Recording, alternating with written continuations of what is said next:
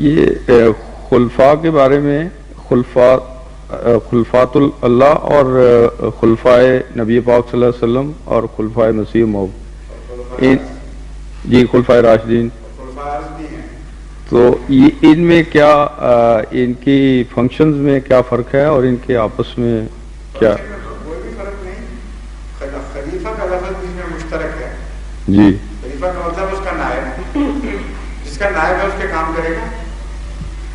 تو جو اللہ کا نائب ہے وہ اللہ کے کام کرے گا، جو رسول کا نائب ہے رسول اللہ صلی اللہ علیہ وسلم کا رسول اللہ صلی اللہ علیہ وسلم کے کام کرے گا. جو امام مہدی کا نائب ہے وہ امام مہدی کی معرفت رسول اللہ صلی اللہ علیہ وسلم کے کام کرے گا.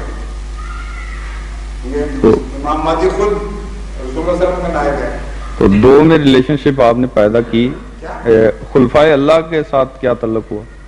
نبی براہ راست خلیفۃ اللہ ہوتا ہے جی، اور خلیفۃ الرسول رسول کی واسط وساطت سے خلیفۃ اللہ ہوتا ہے، براہ راست نہیں. جی ایک خلیفہ کے لیے جو کسی کا نائب بننا چاہے اس کو ہدایت لینی چاہیے نا اس سے کہ میں اس کے بغیر کس طرح نائب بن جائے گا. نہیں، اس سے ہدایت یافتہ ہوگا.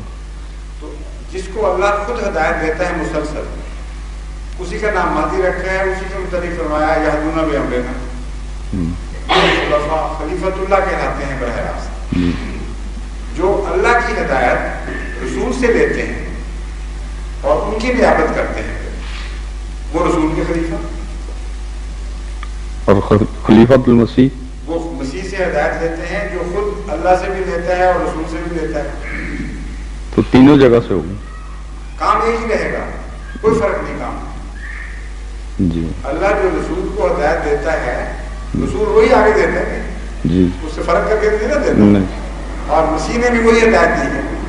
اس لیے کام میں فرق نہیں، منصب میں فرق ہے. دوسرا سوال یہ ہے